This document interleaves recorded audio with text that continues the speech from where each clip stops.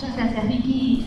Aclarar que el honor es nuestro y a través de nosotros también de Conciencia Animal Cristoforo Colombo, así que sin más dilaciones, comentar que esta mesa va a tratarse de análisis de políticas públicas en materia de fauna urbana. El doctor Sergio Morales, que es director de Relaciones Institucionales del Campito Refugio, va a ser el primero en dirigirnos la palabra, y luego el veterinario Felipe Onagoiti, que es director de zoonosis del Partido 9 de Julio Buenos Aires, en segundo término va a hablar, y finalmente la doctora Carmen Céspedes Cartagena, en representación de Ariel Morandi, que hoy no puede estar, del Instituto de Derecho Animal del Colegio Público de Abogados de Salta. Así que bueno, sin más dilaciones, le doy la palabra, doctor.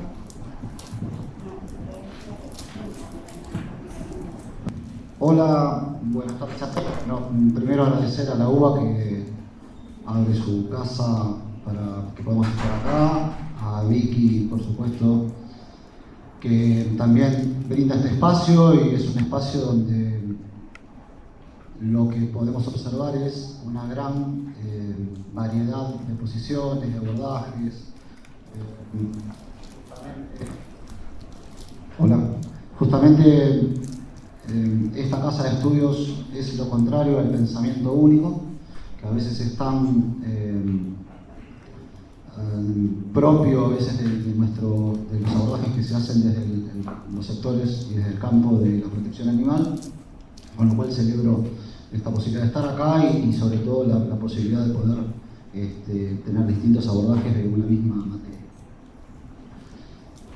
Para hablar de políticas públicas, lo primero que quiero decir es normalmente nosotros las asociamos con el aspecto normativo. Las políticas públicas no son en sí mismo leyes, es un proyecto o es una actividad que desarrolla el Estado. Yo elegí esta definición porque me parece que es abarcativa de las distintas instancias que están involucradas al hablar de una política pública. En primer lugar, es una actividad que se diseña del Estado, pero en la que interviene y la ejecuta y la implementa una administración pública, y tiene como finalidad satisfacer necesidades sociales. Es importante porque cuando hablamos de políticas públicas, en general pensamos que tener una ley es condición suficiente para que exista esa política, y en realidad puede ser una condición necesaria, pero nunca es una condición suficiente. Y donde además esa ley está atravesada e intervenida por un montón de cuestiones que tienen que ver con el mismo trabajo de la administración pública. Muchas veces hablamos con funcionarios, hablamos con gente que está ejecutando políticas públicas y nos habla de las dificultades que tienen, muchas aún desde la decisión política de llevarla adelante para poder implementarlas. Cuestiones que tienen que ver con presupuestos, con sindicatos, con toda una normatividad que funciona dentro de la administración pública, y que muchas veces sabemos que es una máquina burocrática donde las decisiones se pueden, entre la decisión que se toma y el resultado final hay un camino muy largo donde muchas veces se pierden muchas potencialidades. ¿Por qué estudiar políticas públicas desde nuestro lugar? Yo, la verdad que este dibujo no sé si tiene mucho que ver o no, pero hay una chica que le pregunta a Arturo qué pensó la primera vez que lo conoció, y Arturo, que es el perro, le dice: yo realmente lo pensé mucho, normalmente soy más de sentir, algo así. Y en realidad nosotros le ponemos voz y le ponemos contenido a seres que no tienen voz y que no pueden expresarse por sí mismos. Y porque en las políticas públicas hay distintos actores, porque hay un balance de poder, hay coaliciones que se dan, porque es necesario estudiarlas para poder producir impacto, para poder proponer mejoras, para poder reclamar cumplimiento, en nombre y en representación de esos que no tienen voz. La realidad que el tema de políticas políticas públicas, ahí hay 4 preguntas, digamos, que están involucradas. Cada uno de estos temas por sí mismo nos daría para una charla extensa. Ese es el principal problema que tenemos al estudiar este tipo de materia. No solamente la variedad de los temas que están involucrados, sino también la dispersión legislativa que existe. En sí mismo, creo que sería también en algún momento muy interesante tener un seminario donde podamos comparar distintas ordenanzas, distintas leyes. Sabemos que el tema de los animales en nuestra legislación está reservado, es una materia que está reservada a las provincias. Tenemos algunas pocas leyes nacionales, pero es materia reservada a provincias y se determina en esos ámbitos, o en las provincias o en los municipios. Cada municipio se da a sí mismo su propio ordenamiento, su propia ordenanza, y eso hace que sea una materia muy difícil de estudiarla y de abarcarla, sobre todo de abarcarla. Estudiarla, bueno, no sería un gran problema, pero sí abarcar todas las cuestiones y todas las soluciones que se van dando en los distintos lugares. Y en realidad no es una crítica esto de la dispersión legislativa, porque en realidad el tema animal o cualquier tema obedece a realidades locales. No es lo mismo la concepción que se tiene, está la doctora Céspedes Cartagena en Salta, que en Ushuaia con respecto a los animales. Y tiene que ver con cuestiones sociales, que es un poco la hipótesis que vamos a ir desarrollando, que es lo que nos parece que le falta a las políticas públicas en este momento. Hay un gran desarrollo, tal vez desde ciertas concepciones de lo científico, pero se ha perdido de vista que el destinatario final, y que la cuestión no es una cuestión pura y exclusivamente de animales, sino que está destinado a regular y a influenciar sobre los comportamientos de las personas. La mala noticia: las políticas públicas no necesariamente son respetuosas con los animales, más bien tenemos que decir que no lo son, y tampoco necesariamente son respetuosas de las personas. ¿Cuál es el problema que tenemos qué es lo que vemos? Todas las concepciones que tienen que ver con este tipo de políticas vienen determinadas por una concepción de muchísimos años, que es la epidemiología clásica. Esta corriente que se transfirió a la medicina veterinaria desde la medicina de humanos viene determinada. El primero que formuló algún tipo de teoría con respecto a esto fue Hipócrates, así que imagínense desde qué momento estamos hablando. Y en la Argentina en particular, yo no voy a leer el PowerPoint, por favor les pido que vayan relacionando lo que dice el PowerPoint un poco con lo que voy diciendo. Esta concepción ve al ser humano rodeado de peligros. El animal es uno de esos peligros. Y en esta concepción, el contacto entre seres humanos y animales debe ser suprimido o limitado, restringido a lo máximo. Claramente, vienen desde la Argentina, se vienen matando animales. Ha sido una de las políticas la eliminación de animales desde el origen de los tiempos. ¿Por qué esta concepción? ¿Es caprichosa? ¿Es netamente maligna? No, la realidad es que las políticas vienen determinadas por un flagelo, que es el flagelo de la rabia. En ese sentido, desde el origen de los tiempos, la herramienta que se utilizaba para controlar este flagelo era la eliminación. Yo quiero llamarlo, las cosas me gusta llamarlas por su nombre. Hablo de eliminación por más que la literatura hable de eutanasia. Que es una manera edulcorada de presentar ciertas acciones que se determinan desde los poderes públicos, con una diferencia fundamental.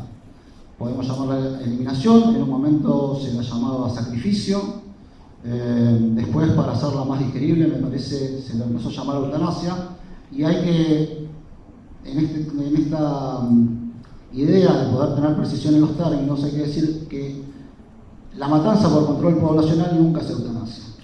La eutanasia es un acto clínico, es un acto médico que se aplica a un animal que está sufriendo de manera irreversible y con un sufrimiento insoportable.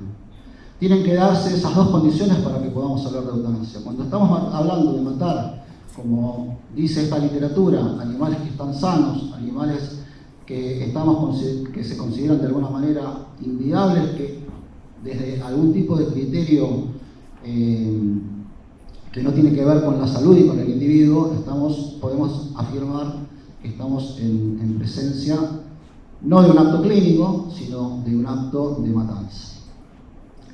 Y la realidad es que en la interfase entre animales y humanos se dan una serie de condiciones. Para algunos son seres sintientes, para otros son meras cosas, para algunos son animales de compañía y resaltan eso, para otros son animales de consumo, para otros son animales de producción, animales de tiro. Todo esto lo vemos en la sociedad. Y lo que vemos también desde el Estado es una concepción que va desde la tolerancia, en realidad desde la indiferencia disfrazada de tolerancia, hasta la matanza pura y dura. Yo vengo mi organización es un refugio, nosotros trabajamos en las consecuencias. Hay dos concepciones un poco en pugna en el campo de la protección animal, de trabajar en las causas y trabajar en las consecuencias. Yo lo separaría. Soy un ferviente defensor, me anticipo a decirlo, aunque no hemos llegado, de las castraciones. En realidad también lo llamaría control reproductivo, porque me parece que hablamos mucho de castraciones y al poner el énfasis solamente en castraciones, no estamos hablando de la influencia que tienen también la cría y la venta de animales como un factor de producción de animales y camadas que vienen a ocupar un espacio en un lugar donde los animales probablemente no tengan todos cabida en todos los hogares.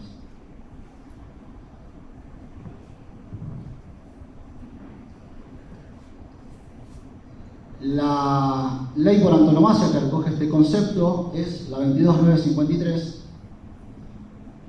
que entre las obligaciones de las autoridades marca el de erradicar a los animales vagabundos, callejeros y sin identificación de su posible propietario. Esta era la manera, digamos que hasta este momento la ley 22.953 es del año 1983, y me reitero en el concepto de que hasta este momento la manera en que el Estado lidiaba con la rabia era mediante la eliminación de perros o gatos en general en situación de calle. La 22.953 introduce un nuevo paradigma, una nueva forma de trabajo, que es la de la vacunación, y una vacunación que se hace de manera universal y gratuita a todos los animales. Costó mucho imponerla a esta concepción. Desde el ámbito de los veterinarios se luchó mucho para que la vacunación, y aún hoy hay voces que se alzan en contra de la vacunación gratuita y universal, porque entendían que la vacuna antirrábica era un servicio más que le prestaba el veterinario particular al dueño del animal. Lo que pasó a fines de los años 70 y a principios de los 80 es que hubo una epidemia de rabia que por poco se lleva puesto todo, y donde el Estado se puso los pantalones largos e implementó esta política. En muy pocos años en la Argentina se terminó la rabia. Un flagelo de más de 100 años terminó prácticamente en 5 años. Hoy hay algunos brotes en provincias limítrofes, en lugares de frontera seca, en la frontera de Jujuy con Bolivia. Hay algunos problemas que aparecen esporádicamente con algunos murciélagos, pero es 5 o 6 años después del año 1983 hubo un brote en la provincia de Tucumán que pudo ser controlado.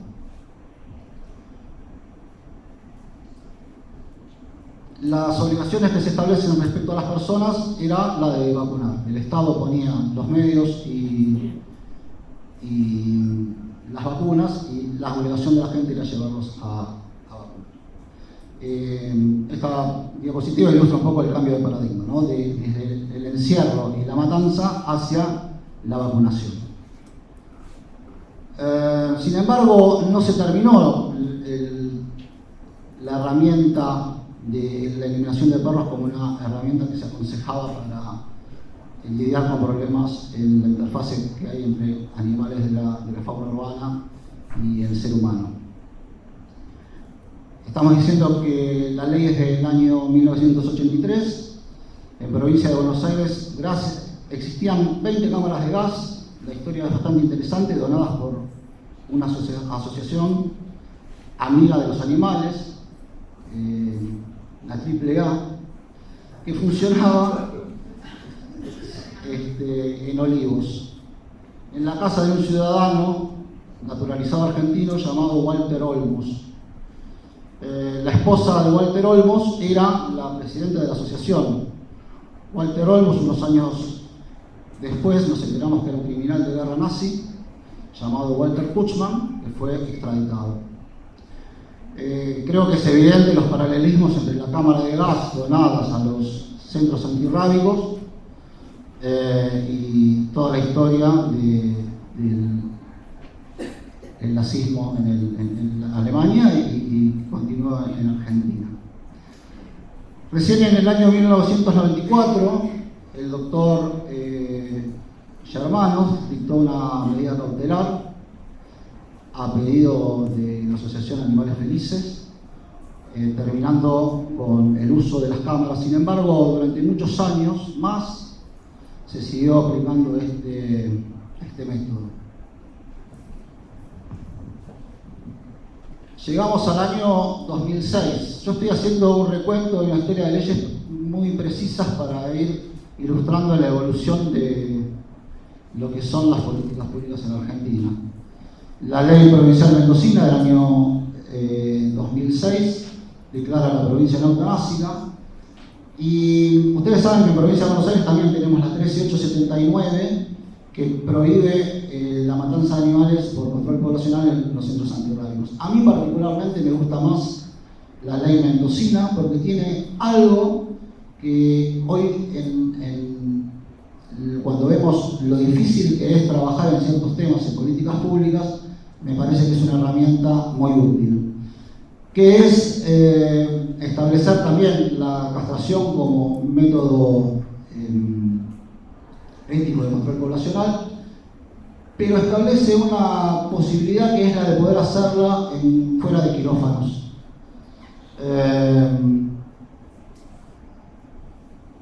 Fíjense abajo, que dice que puede ser alternativamente en centros de salud, sociedades de fomento y demás. Traigo este tema porque hoy, cuando está unánimemente reconocido que las castraciones son el método más efectivo para hacer control poblacional, nos encontramos con dos inconvenientes. El primero es el de colegios veterinarios que hacen sumarios a los profesionales intervinientes bajo dos consignas. La primera es que violan la ley de aranceles. La segunda es que hacen este tipo de práctica fuera de un quirófano habilitado. La realidad es que para la primera tienen una autorregulación, que es su propia ley de aranceles, donde el colegio es el único que decide, que la establece. Me estoy adelantando un poquito, pero lo que quiero decir con esto es que ir contra las castraciones masivas y imponerle un arancel como si se tratase de una operación única, va en contra de la historia. Y doy un solo ejemplo, que es el del señor Henry Ford. El señor Henry Ford inventó a principios del siglo XX la línea de montaje, y gracias a eso el uso del auto se popularizó y hoy podemos disfrutar todos de un bien que en ese momento era sumamente suntuario. Lo que implica, si hoy se aplicase el arancel veterinario a una campaña de castración gratuita o bajo costo, lo que implicaría que un costo de 3.000, 4.000, 5.000 pesos a criterio del veterinario, que tiene un arancel mínimo pero no un máximo, sería imposible tener una política pública. Con lo cual es uno de los temas en los que hay que trabajar.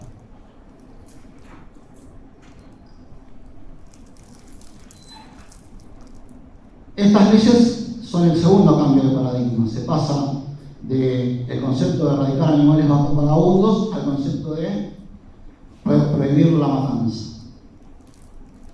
Quiero decir que en la provincia de Buenos Aires recién se pudo aplicar la 13.879 en el año 2011. Durante 3 años se logró frenar la reglamentación y era una ley que estaba dictada pero no vigente. Por eso también digo, es importante tener en cuenta que muchas veces decisiones que se toman, aún desde altos niveles de decisión, suelen verse trabadas por los mismos actores que tienen que implementar. Y en ese sentido introduzco la definición que a mí más me gusta de políticas públicas, que es todo lo que los gobiernos deciden hacer o de lo que deciden no hacer. Y separando también que a veces es decisión política no hacer las cosas y a veces esa decisión está en los niveles de implementación. Vamos a introducir otro concepto que viene en la mano de cuando se acaba esto de la política de matanza como herramienta principal de control poblacional. Y es algo que vemos hoy. Las políticas públicas están pensadas como técnicas de control social.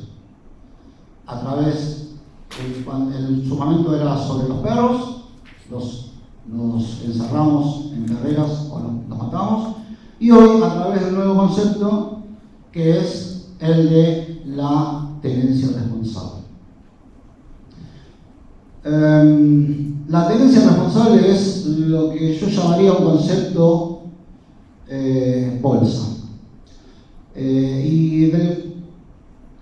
Hoy veo desde el campo de la protección animal hay mucha gente que pide tenencia responsable.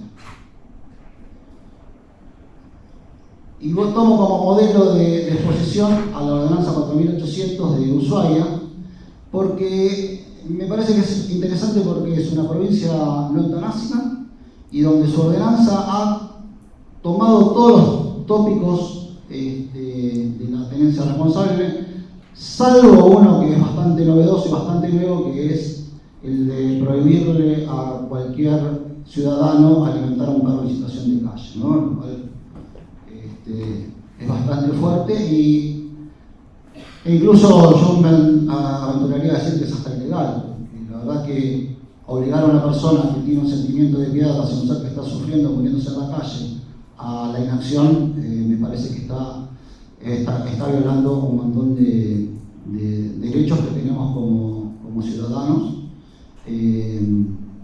pero sin embargo se plantea y hay ordenanzas que lo hacen. Cuando pedimos tenencia responsable, digo que su concepto bolsa contiene algo que es fabuloso. Digamos, todos queremos que los animales sean correctamente alimentados, que tengan agua, que sean cuidados. El problema es lo que viene atrás de ese concepto. Y en este sentido hago el alerta cuando pedimos tenencia responsable y pedimos multas y pedimos un montón de castigos, porque justamente me parece que tenemos que pensar si lo que estamos pidiendo es aquello que va a contribuir a la solución del problema o va a causar un problema mayor. Lo que se ve en Ushuaia es, además de las supuestas ventajas, y lo digo entre comillas para el perro, es la prohibición del perro callejero. ¿Cómo se dan las legislaciones de la prohibición del perro callejero? A través de un artículo que prohíbe al perro que esté circulando en la calle sin correa. Se da otra serie de tópicos que son el chipeo y el registro. Y además las multas para los incumplidores. ¿Cuál es la experiencia de Ushuaia después de los años que se ha aplicado? En el año 2017 tenían 18.000 perros censados. Todos los que le dieron de alta. Nunca le dieron de baja a un animal, por lo cual hoy tienen 18.000 perros, pero no saben si esos 18.000 perros viven o están en la provincia de Ushuaia. Nunca se dio un cambio de domicilio, nunca se dio una baja, nunca se dio una modificación. Es un sistema burocrático a la enésima potencia, que generó que esta misma ordenanza establece también la posibilidad de castraciones supeditada gratuita, supeditada al chipeo. Y además establece un muy buen sistema de aviso al tenedor, propietario, así lo define la propia ley, que encuentran un perro en la calle. Cuando empezó a funcionar el sistema, se levantaba el animal, se le avisaba al propietario para que lo fuese a buscar. Tenía que pagar, como nos pasa hoy con el auto, el acarreo, el servicio de estar en zoonosis y una multa. ¿Qué fue lo que sucedió? Que la gente abandonaba los perros en zoonosis, sencillamente para evadir una multa. Además, tampoco resolvió el tema de los perros que están en la calle. Hay un problema, todos sabemos que en general el principal problema que tenemos en cualquier lugar es el del perro semidomiciliario, el que atávicamente está en la calle, y esto es lo que intenta frenar esta ordenanza. La realidad es que la gente elude el sistema mediante dos maneras. Una es la de no chipear al perro, por lo tanto no lo castra, por lo tanto el problema se agrava día a día. La herramienta que estaba pensado para desabotar el zoonosis tiene una capacidad de 50 perros. Hace muchos años están viviendo los mismos perros. Ya prácticamente Ushuaia no recoge perros de la calle porque no saben dónde ponerlos. Y tampoco funcionan las adopciones por el mismo motivo, porque la persona que quiere adoptar un perro, aún proteccionistas que quieren sacar animales para desabotar el zoonosis, se enfrentan a la amenaza de te llevas al perro chipeado y si pasa algo la responsabilidad es tuya.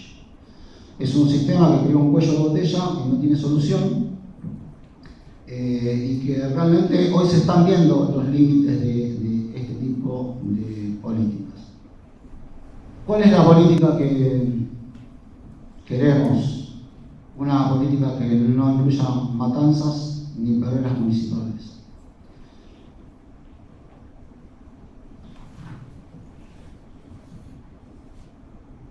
Volvemos al centro de las políticas que se aplican hasta ahora. Es supresión, eliminación o confinamiento de animales, es multas y castigos a las personas que están incultas, que las consideramos incultas o que las consideramos parte del problema. La realidad es que en un lugar como Argentina,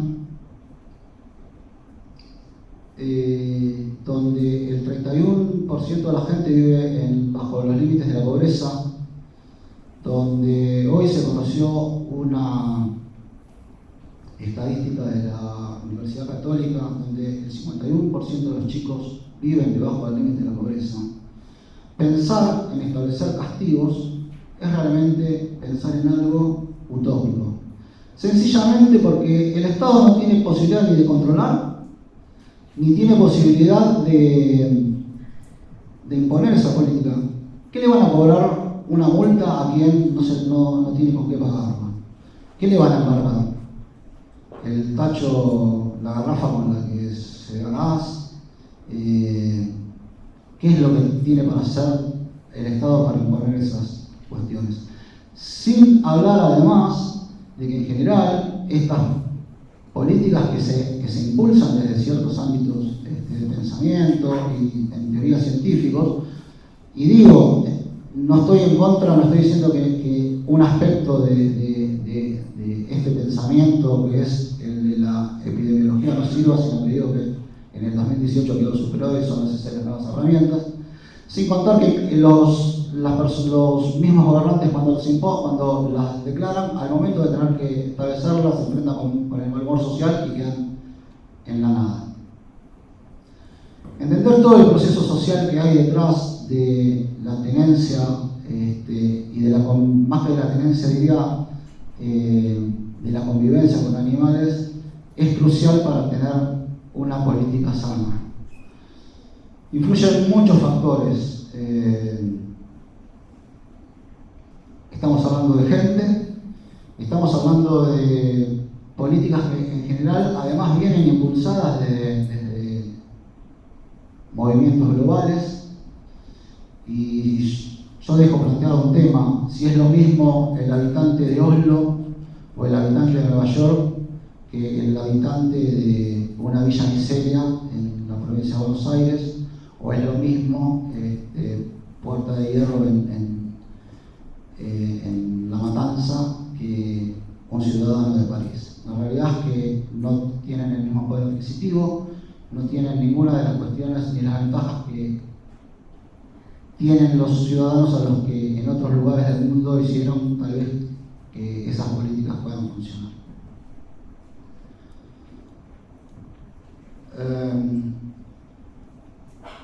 Para poder tener una política hace falta que la gente la haga suya, que la gente la adopte como propia. Lo que se veía en la época en que se mataban animales con el tema de la rabia era que salía el camioncito, se corría la voz y la gente salía corriendo a guardar a los perros. Por eso nunca se terminó con el flagelo de la rabia. Cuando se terminó fue porque la gente hizo cola para llevar a los perros a que los vacunen. Esa fue toda la diferencia entre una política exitosa y una política que no lo es. Y hoy quiero advertir con un tema que se da, lo abro un paréntesis acá, con las castraciones de cachorros a término. Digo y afirmo que soy un ferviente partidario de las castraciones como herramienta de control poblacional, pero al mismo tiempo soy un acérrimo detractor de matar a cualquier tipo de animal. Y hoy, así como en su momento se decía que la eutanasia, se disimuló lo que es el sacrificio y la matanza bajo el término eutanasia, hoy estamos disimulando lo que es una matanza bajo el término castraciones. No es lo mismo castrar que matar a un cachorro que está respirando en el vientre materno y que se lo arranca el vientre de la madre para que termine muerto en una bolsa de basura. Y creo que, y advierto, y lo dejo como tarea para el hogar si quieren, ¿qué es esto? Lo que se está logrando con las castraciones de esta manera es que la gente haga cola para llevar a matar animales. Es duro decirlo, pero esta es la realidad. Un animal que es arrancado del vientre de la madre, al ser arrancado, se activa su sistema respiratorio y lo que recibe es el líquido amniótico. Mueren ahogados. Yo vengo del campo de las organizaciones de la sociedad civil y creo que no tengo derecho a plantear un problema o plantear una negativa de este tipo si no planteo al lado una posible solución o un esquema o un camino de salida. Estamos hablando de poder recoger las enseñanzas que nos han dejado estas políticas y poder adosarle nuevas herramientas que las conviertan en exitosas. Uno de los primeros conceptos que tenemos que manejar es el de la salud pública, e incorporar el de la salud pública como un bien público y universal. Lo que se hizo con la ley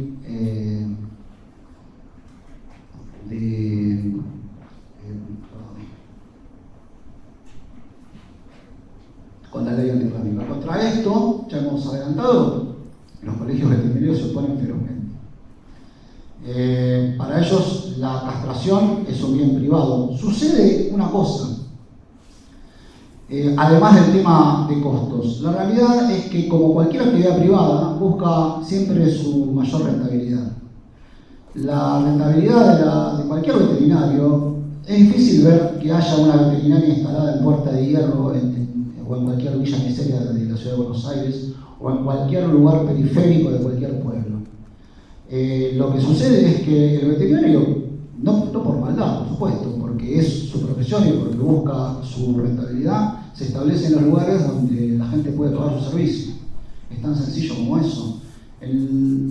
Felipe, que es de 9 de julio, lo sabrá. En general, en las poblaciones pequeñas del interior, pequeñas ciudades y demás, hay falta de veterinarios. Y si hay veterinarios, se dedican a trabajar en algo más rentable, que es tranqueras para adentro.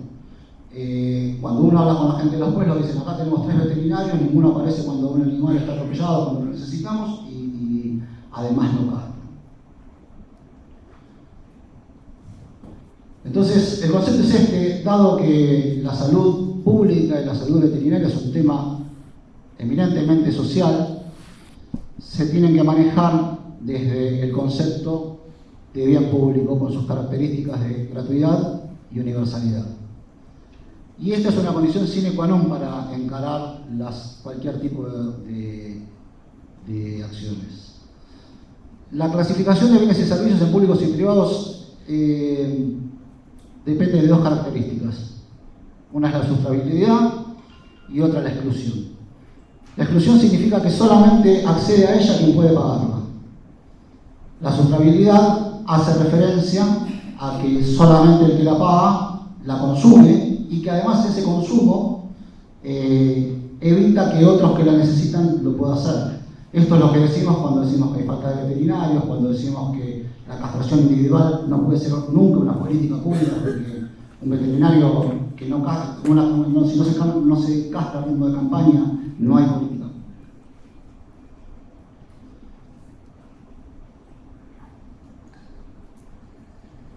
Necesitamos convencer a la gente de determinados comportamientos. Y esto también es una observación que la hago para nosotros, para los que trabajamos desde el campo de la protección animal. No basta señalarle al veterinario que su concepción social está errada, sino que además tenemos que hacernos cargo nosotros, que muchas veces trabajamos con poblaciones que no le dan importancia a lo que nosotros le damos importancia y necesitamos llegar a ellos. Hay un fenómeno en Argentina que es la ruralización de la vida ciudadana. Nosotros creemos que la vida ciudadana es mucho menos rural de lo que estamos acostumbrados a pensar, pero estamos notoriamente atravesados por un fenómeno que es el de las migraciones del campo a la ciudad. Creo que todos nosotros estamos acá, hemos tenido abuelos, parientes, tíos, alguien que ha venido del campo. Creo que todos hemos hecho un proceso de aprendizaje, estamos haciendo un proceso de aprendizaje acelerado y colectivo, porque venimos de alguna manera arrastrando esas concepciones. Cuando hablamos de seres sintientes, cuando nos damos cuenta y empezamos a darnos cuenta que estamos repensando continuamente un tema, lo que está sucediendo es que estamos atravesados por creencias, por una construcción cultural y social que tiene que ver con que el animal es una cosa y nunca se han pensado en nuestras familias y nosotros mismos, salvo por lo que hacemos en estos temas. La propuesta de trabajo es cambiar el enfoque netamente epidemiológico por un enfoque social. Hace unos poquitos años me tocó ir a un pueblo en la provincia de Buenos Aires donde tenían estudiado que 2 problemas tenían. El problema del animal semidomiciliado, el que sale y es incastrable, incluso hasta porque cómo vamos a castrar al perro macho. Y el otro problema era estos sectores que quedaron dentro de la mancha urbana, sectores rurales con economías de subsistencia, con una relación atávica con los animales que no ha sido modificada. En un primer momento se pensó como política la de los multamos, no se podía multarlos. La segunda manera que se pensó de atraerlos era la de bajar impuestos. Sucede que no pagan impuestos. La tercera manera fue la de, bueno, démosle alimento y el gancho que se le daba para que adopten animales, démoselo para que los traigan a castrar. Sucede que tampoco les interesaba. Les interesó cuando se hizo una rifa por un plasma de 32 pulgadas. La realidad es que si queremos llegar a estos sectores, tenemos que empezar a trabajar con otros actores que nosotros jamás los hemos pensado, que son organizaciones que trabajan en territorio, con veedores escolares, que trabajan políticas sociales dentro de estos sectores marginales. Me ha pasado a mí, nosotros tenemos un plan piloto que lo estamos haciendo en Moreno, educativo, donde estamos involucrando a los chicos en este tipo de campañas, y no hubiésemos podido entrar al territorio, un barrio muy complicado, muy complicado, al que llegamos porque llegó un perrito, Abelito, que llegó con la columna partida porque los chicos habían jugado el fútbol. Teníamos dos caminos, decimos, tiramos la pala y incendiamos todo, o nos ponemos a pensar qué es lo que está sucediendo ahí adentro para que sucedan estas cosas. Los chicos son grandes reproductores de la violencia dentro de sus casas y de la violencia barrial. Es un barrio que el 50% de su población está en situación de cárcel, madres, padres y demás.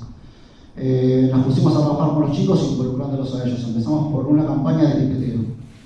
Eran ellos los que tenían que traer a los animales y eran ellos los que iban a pipetear. Unos meses después nos encontramos con que esos chicos que estaban desesperados y que pateaban animales los cuidaban, eran casi agentes ambientales y que decían que ellos habían curado a sus perros. Trabajaron en campañas de castración, trabajaron de la misma manera. Normalmente, para trabajar con estos sectores, el Estado aplica políticas públicas que se le llaman de transferencia condicionada. Hace poco los planes sociales dependían de que el padre o la madre presentara un certificado de escolaridad y de vacunación de su hijo. Trabajar con los animales y poner el móvil de castraciones al lado del centro comunitario del merendero donde van a almorzar la gente da resultado. Ese es un poco el cambio que hay que hacer. Por supuesto que esto nos obliga a pensar de diferente manera. Y una de las cuestiones recurrentes es, ¿pero con qué presupuesto se hace? Estaba viendo en San Luis que hay una nueva ordenanza con todos los tips de la tenencia responsable, pero que además estaban creando un llamado refugio. Un refugio, y yo vengo de los refugios, es un lugar que está pensado, diseñado y que trabaja para rescatar, recuperar y dar en adopción animales sin hogar. El refugio municipal nunca es un refugio porque está pensado para otra cosa, está pensado para sacar perros de la calle, para hacinarlos en un lugar y tratar de reducir la percepción que tiene la gente sobre ese problema. Por supuesto que cuando hablamos con un intendente nos dice, y hablamos de castraciones, estamos hablando de mediano y largo plazo, ¿no, Felipe? Y cuando hablamos de educación hablamos de un plazo más largo. Y el intendente en general nos dice, pero yo me voy en 4 años y necesito que me reelijan. Hay que proponerles un programa social que peguen este tipo de trabajo a sus programas sociales. Van a ser ganancias tanto para el intendente, que se va a poder acercar a la gente de otro lugar, como para nosotros, para los animales. Por supuesto que no hay que dejar de lado la vacunación, la desparasitación y la educación. Y en esto quiero ser muy claro. Normalmente desde los lugares científicos se habla del proteccionista como un loco y prácticamente un terrorista que está en contra de la salud pública. La realidad es que yo no conozco un solo proteccionista que no castre, que no vacune y que no desparasite. No puedo decir lo mismo de la mayoría de los veterinarios y de la mayoría de esos lugares dirigen políticas públicas. Justamente la mayor crítica que se les puede hacer es que ni castran, ni desparasitan, ni vacunan. Ya los dejo, ya estoy por terminar, no los aburro más. Siempre la víctima es el perro callejero. El perro callejero, según la propia Organización Mundial de la Salud, es un perro que no tiene prácticamente capacidad reproductiva. Cuando nos presentan, incluso desde el campo de la protección animal, cifras de reproducción y tasas altísimas de reproducción, miren, se dijo que en la ciudad de Buenos Aires había 6 millones de animales en situación de calle. Yo hice una cuenta muy chiquita, que es ver cuántas manzanas tiene la ciudad de Buenos Aires y lo dividí por la cantidad de 6 millones, me da que por cada manzana tendría que haber 49 perros. Alguien vio en la ciudad de Buenos Aires 10 perros por cuadra y enfrente otros 10 perros y da la vuelta y 10 perros y da la otra vuelta y 10 perros más. La realidad es que agitamos problemas con tal de conseguir soluciones que me parece que tenemos que apelar a la racionalidad, tenemos que apelar al trabajo en conjunto, tenemos que apelar a convencer y mostrar que desde otro lugar se pueden conseguir resultados. Lo que vimos con estos enfoques es que no han conseguido resultados. El problema es visible y se agrava. Y todavía estamos escuchando cómo nos dan cátedra de cómo tenemos que resolver los problemas. Me parece que desde este ámbito, desde esta facultad, desde este lugar de pensamiento podemos proponer incorporar la visión de las ciencias sociales a un tema al que le ha faltado, y ese es el gran problema por el que están fracasando las políticas. Muchas gracias.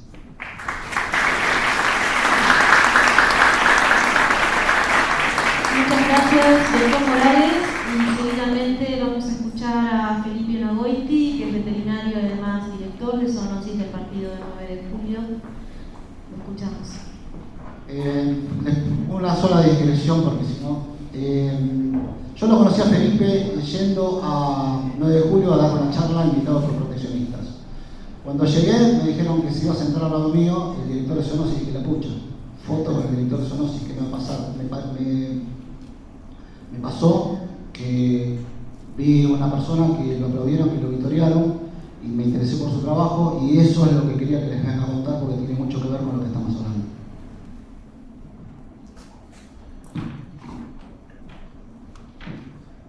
Bueno, buenas tardes a todos, gracias por venir, gracias Sergio por invitarme, por mi facultad también. Bueno, ahí vamos a...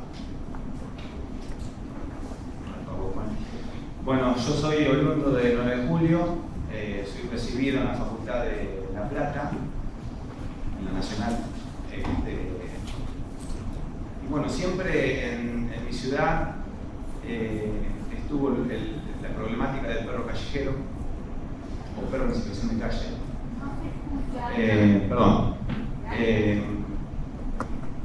Y bueno, al recibirme comencé con este tema de las castraciones, que para mí es la herramienta más eficaz y no eutanásica para controlar los nacimientos indeseados, ¿no es cierto? Bueno, volví a mi ciudad y me reúno con el intendente recién electo en el año 2015, en diciembre, y me propuso, bueno, hacerme cargo de director de zoonosis y del albergue canino de 9 de julio. Albergue canino, vulgarmente llamado Perreras, o Perreras, perdón. Bueno, le dije que sí, que me interesaba, que estaba dispuesto a trabajar, con una condición de que me brinde las herramientas que yo necesito para trabajar. Bueno, arrancamos a trabajar. Encontré en el albergue canino un hacinamiento total de animales. El albergue canino de 9 de julio debe tener una dimensión de un cuarto de manzana aproximadamente, y ahí había más de 200 animales, machos y hembras, sin castrar, por lo tanto teníamos pariciones todas las semanas, camadas de cachorros todas las semanas. Los animales hacinados, con el estado saludable deplorable, el predio rodeado de un basural. Como en la mayoría de las ciudades, los albergues caninos, mal llamados perreras, están rodeados de basural. Una de las condiciones que le pedí al intendente fue de sanearlo a ese lugar. Gracias a Dios, hace 6 meses no quedó nada, está toda la basura enterrada. Bueno, el basural se trasladó a otro lugar, por suerte. Y bueno, los animales, como dije, en condiciones deplorables, agusanados, raquíticos. Ahí vi todas las enfermedades que había estudiado en la facultad, las pude ver ahí, la mayoría de las enfermedades. Bueno, lo primero que hicimos con mi equipo de trabajo, somos 2 personas, Roxana, que es mi ayudante, y yo. Y hay dos muchachos que son los encargados de darles de comer a los animales y de limpiarlos al predio. Lo primero que hicimos fue castrar todos los animales, vacunarlos contra rabia y desparasitarlos. Y bueno, y después se le ocurrió a mi compañera hacer un programa de adopción de estos perros. Yo le dije, bueno, Roxana, dale, metámosle para adelante, con muy pocas esperanzas. Pero bueno, gracias a Dios, hoy en día tenemos 30 animales. Y esto es debido a todo, más que nada, a las redes sociales. Se posteaba cada perrito con su historia. Un poco triste la historia, porque es triste, porque los albergues caninos no dejan de ser una cárcel para el animal. Y bueno, logramos dar en adopción más de 150 animales, que para mí era impensado, pero bueno, la población de 9 de julio se copó y gracias a Dios se pudieron sacar un montón. Hoy hay 30 en un predio que les queda, no les digo grandísimo, pero bueno, pueden tener una vida mejor. Conjuntamente con las castraciones, que lo hacemos todos los días, ininterrumpidamente, como dice, las castraciones deben ser masivas, duraderas en el tiempo, abarcativas para ambos sexos, tanto macho como hembra, porque estaba también, antes se decía, no, ¿cómo vas a castrar el macho? Y el macho es el que más problemas produce, porque un macho sirve, en un día sirve 4 o 5 perras. Bueno, entonces, y una perra queda preñada de 1 o 2 machos. Bueno, inculcándole a la gente esto también, por redes sociales, ya les digo, por radio, televisión, todos los medios masivos de comunicación los usamos, para bien en este caso, nos ayudaron muchísimo. Y bueno, empezamos, castramos todos los días, hacemos campañas de vacunación, llevamos más de 2.700 animales vacunados, entre perros y gatos. Obviamente desparasitaciones, porque el perro no deja de ser un problema de salud pública también, porque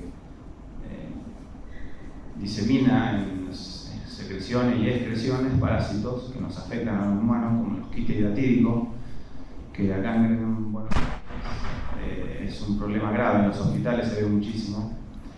Entonces, bueno, también desparasitamos. Vamos a los pueblos del interior. En 9 de julio hay 11 pueblos, son pueblitos de aproximadamente 1000 habitantes. También acercamos el servicio a esos pueblos para que vayan a castrar sus mascotas. Esto es un trabajo que nunca se había hecho en 9 de julio y la verdad que tuvimos el apoyo de toda la comunidad. Hoy en 9 de julio llevamos más de 7.000 castraciones en 3 años y medio en que estoy. Y en 12 años se habían hecho 2.000 castraciones. Y yo, como dije, siempre no soy ni Favaloro, ni Einstein, nada, soy un simple veterinario que tiene ganas de trabajar y de cambiar un poco la visión de lo que es el animal en situación de calle, más que nada. Y también de inculcar que la castración es la única herramienta que tenemos para evitar todos estos nacimientos indeseados.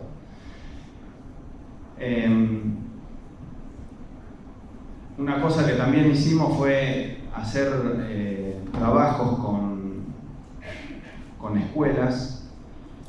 Hicimos un proyecto que se llamó Ecocuchas. Las ecocuchas son cuchas para los perros que están en el albergue, hechas con todos materiales materiales reciclables, exacto, gracias.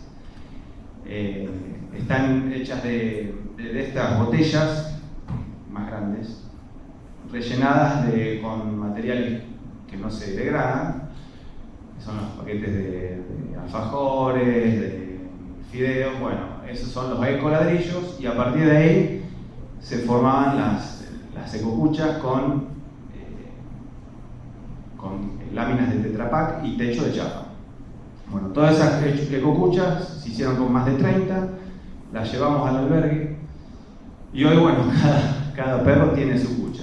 Eso también lo hicimos con 2 escuelas, una escuela técnica y una escuela, la escuela número 3, una escuela pública.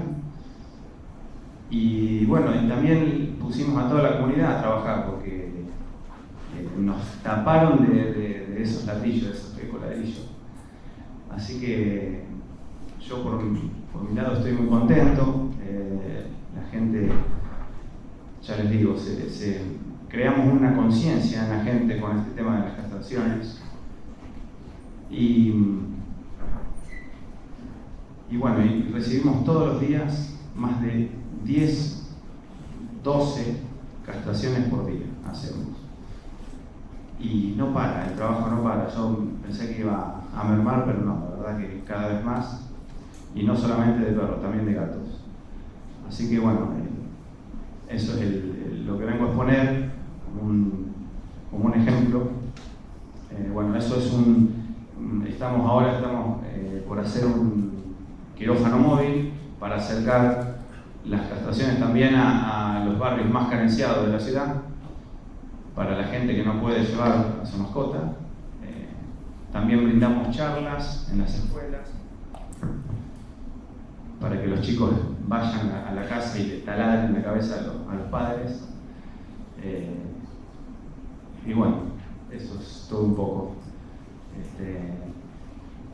Esa es la página que tenemos de castraciones. Y como para cerrar, esa tríada, que para mí es el eslabón de lujo, que son las ONG, que la mayoría son chicas, hay pocos varones, que nos ayudan, nos trasladan los perros de las calles, nos los llevan al quirófano, los castramos, y ellas se hacen cargo del postoperatorio. Y bueno, como siempre digo, Estado, ONG y la comunidad tenemos que trabajar todos juntos para mejorar toda esta situación. Así que bueno, gracias.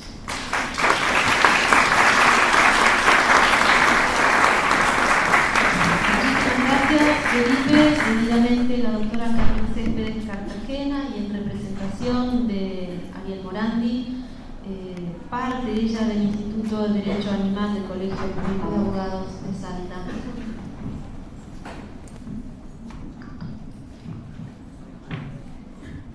Bueno, buenas tardes.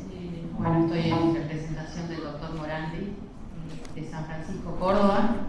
Es la primera vez que estoy en la UBA. La verdad que muy emocionada de ver tantos colegas en Salta. No somos muchos, somos muy poquitos, y la verdad que venir a hablar de este tema, que es uno de los temas que se estaban tratando desde que habló el doctor Morandi. Una sola salud es el tema que el doctor Ariel Morandi traía para hoy, y que bueno, lamentablemente por responsabilidades con sus animalitos no pudo estar presente. Me voy a sentar porque es larga y no quiero dejar de lado ningún punto, porque realizó este trabajo con mucho compromiso y se ve que sabe mucho el doctor. Una sola salud, empezando a analizar lo que es el concepto de una sola salud. Dice el doctor Morandi que este concepto fue tomado por una resolución, la resolución número 27 de la Organización Intergubernamental de los Estados, promovido por la World Animal Protection, avalado por SENASA a nivel interno y por el colectivo de veterinarios representados por FEBE. Este concepto de una sola salud para el doctor Morandi tiene un claro tinte bienestarista. ¿Qué quiere decir con esto el doctor? Que hay 5 libertades. Para ellos este concepto habla de las 5 libertades: de que los animales no deben sufrir hambre ni sed, no deben sufrir molestias, no deben sufrir dolor, heridas ni enfermedades, y deben poder expresar su comportamiento natural, como tampoco sufrir miedo ni angustias, pero siempre mirado desde el interés humano prevalente. Entonces nos deja la pregunta el doctor Morandi para abordar el tema de una sola salud, que dentro de los ordenamientos jurídicos ha comenzado a tener un papel preponderante la relación de los hombres o humanos y los animales no humanos. Empezamos a hablar de la ecología profunda, de los sistemas complejos en particular, y de la relación hombre y animal no humano. Y esto nos ha hecho pensar y identificar al hombre como un conjunto más amplio que un mero entorno social. Así nos trae el artículo 93 de la Ley General de Ambiente peruana, que se los voy a leer. La conservación y el aprovechamiento sostenible de los recursos naturales deberá enfocarse de manera integral, evaluando científicamente el uso y protección, tanto en lo que respecta a los seres humanos y organismos vivos, como a los sistemas naturales existentes. Dice el doctor Morandi que esto nos pone a repensar la sustentabilidad que es capaz de dar a la naturaleza la capacidad y la resiliencia que demanda el ser humano. Hablamos también, dentro de este abordaje, de lo que es el medio ambiente, los recursos naturales, el patrimonio cultural y la diversidad biológica. Comprende esta diversidad biológica dentro de cada especie y entre las especies y los ecosistemas. Finalmente, en el 2012, hablamos con contundencia de los animales no humanos como seres conscientes, cualidad que compartimos con las especies diferentes. El doctor Morandi, dando este concepto, adentrando en el abordaje de cuáles son los sistemas, nos trae el análisis legal para empezar a analizar el concepto de una sola salud con las normativas o el análisis legal que tenemos en relación a los animales no humanos. Dice que la respuesta legal que se podría dar es cuando empezamos las soluciones frente a la temática que involucran los conceptos de una sola salud, el control y el abordaje poblacional de especies pertenecientes a la fauna urbana o silvestre. Nos trae, por ejemplo, enfermedades que reinan en una zona o origen en una zona o localidad que afectan tanto a los individuos como a los animales, las enfermedades zoonóticas o especies invasoras autóctonas que se califican como plagas. ¿Qué nos quiere decir con esto el doctor Morandi? ¿Cómo van a ser tratadas o cuál va a ser la normativa que se va a aplicar en estas situaciones frente a este control o abordaje superpoblacional de las especies? Lo primero que dice que en esta problemática se debe tener en cuenta si es un problema regional o general. Tratar al animal humano como una especie, como un colectivo y dejarlo al animal como una individualidad. Es lo que se hace cuando se trata de aplicar estos conceptos. ¿Qué nos dice el doctor Morandi? Que debemos dejar de tratar a los animales como un conjunto, como un colectivo, y empezar a tratar como lo que ellos son, seres individuales, seres que vienen con una carga genética única y especial. Desde ahí se va asociando este concepto a una cuestión ambiental y nos hace referencia a varios articulados. El artículo 41 de la Constitución Nacional, que nos habla de introducir un derecho de tercera generación, que es un ambiente sano y equilibrado, como un bien jurídico difícil de conceptualizar. Nos habla de la Ley General de Ambiente, que es la 25675 en su artículo 1, que habla de políticas mínimas de cumplimiento obligatorio, que habla de preservar, conservar, restaurar o mejorar los recursos ambientales. También nos habla del artículo 4, que fija los principios de prevención de equidad intergeneracional y de progresividad. El artículo 27 del daño ambiental y la sintonía con el decreto nacional 1088, claramente con sesgos bienestaristas, que nos habla de las libertades de los animales no humanos, pero reconoce la carencia de fundamentos éticos como técnicos de los métodos eutanásicos que se pretende aplicar. Manifiesta que dentro de este decreto nacional se fijan presupuestos mínimos dentro de un programa nacional de tenencia y sanidad de perros y gatos. En el artículo 5 habla de preservar la diversidad biológica, evitando actos de crueldad y maltrato entre uno de sus ejemplos. El artículo 240 del Código Civil de la Nación establece los límites del ejercicio de los derechos individuales frente a cuestiones ambientales, la fauna, el ecosistema, los valores culturales y el derecho de incidencia colectiva. Y también nos hace una revisión a la legislación federal por sobre la local. Así tenemos el artículo 1710 del Código Civil también, que habla de la prevención de los daños no justificados. Y ahí llegamos a la 14346 en su artículo 3, inciso 7, que habla de provocar el sufrimiento innecesario como una figura penal de delito. Finalmente, la figura del animal no humano como un sujeto de derecho o una persona no humana creada pretoriamente y aceptada por los distintos tribunales del país. Todos estos son el análisis legal cuando queremos referirnos a los animales no humanos. ¿En qué campo están los animales no humanos? ¿Y cuál sería el análisis al hablar de una sola salud?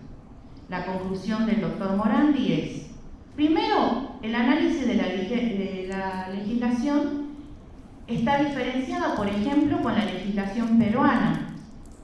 Creo que si nos remitimos, se las leí, ¿no? Sergio.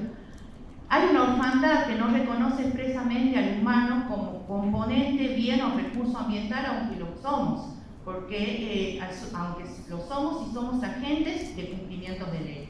De allí, cabe imaginar que toda pública o técnica legislativa va a tener claramente un tinte antropocentrista, analizándolo desde ese lugar. Desde ahí dice el doctor Morandi que se elige un concepto bastante dificultoso frente a tratados respecto al abordaje de la salud, una relación del hombre animal y su entorno, epidemias de zoonosis, superpoblación. Por lo tanto, no debemos perder de vista algo muy claro. Primero, en la individualidad del animal no humano, como un ejemplar natural, único y repetible, como una información genética exclusiva, con plena capacidad de ser consciente, de padecer y sentir capacidades y cualidades que no pierden porque a criterio del operador sea abordado como un colectivo o especie o plaga. Si rompemos esa forma unidireccional de pensar, vamos a decir que cuando se ataque a un grupo de razas, o según su etnia o religión, vamos a hablar de delitos de lesa humanidad. Entonces, viendo a los animales desde ese lugar, cuando tratamos de hacer un control poblacional de animales, viendo a los animales como un colectivo y no viéndolos dentro de su individualidad, podemos también decir por qué la legislación no debe de proteger a esos animales no humanos y darles la mayor protección y persecución penal. ¿Por qué lo hacemos? Porque seguimos viendo a dicho grupo como algo despersonalizado. Enuncia el doctor, dice, como diría Ursula Wolf, una especie no es ningún objeto posible de obligaciones morales, y agregó que más dificultoso aún como sujetos de obligaciones legales. Y es así que sumamos a todo este análisis en el contexto tecnológico. Torna prácticamente previsible el estudio del desarrollo y progresividad de especies, el monitoreo de animales y el respeto al clima y a los hábitats. De esta manera sería inexcusable para el hombre representado por el Estado la adopción de medidas que avasallen los derechos de los no humanos y que puedan ser justificados o declarados necesarios para su inevitabilidad y previsión.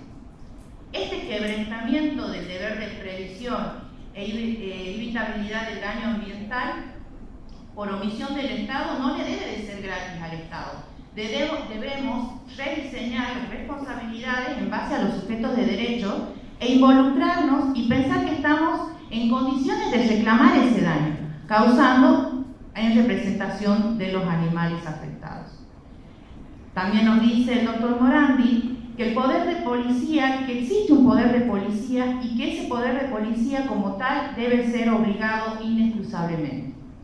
Hoy, los animales no humanos integran como sujetos pasivos del derecho en forma individual o colectiva, gozando y declarando sus derechos. Sus derechos están reconocidos no solo por la ley penal, sino también por muchos fallos de tribunales, diferentes tribunales del país.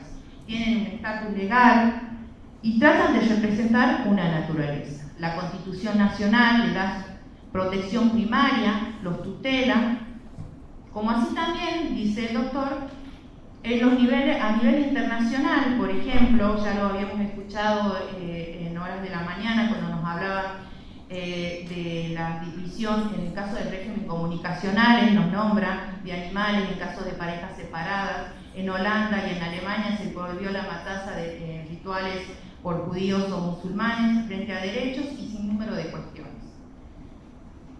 El doctor nos dice, como para finalizar, que por ejemplo en el tribunal peruano, en una acción interpuesta por más de 5.000 ciudadanos contra los espectáculos taurinos, se ha sostenido que no existe ningún argumento racional que justifique que el ser humano someta a torturas, tratos crueles y de muerte innecesaria a los animales. Tal actitud sería contraria a la ética y contra la dignidad y naturaleza personal y emotiva del propio ser humano, pues el respeto de los animales de parte de toda persona halla su fundamento también en el respeto mutuo que se deben los hombres entre sí.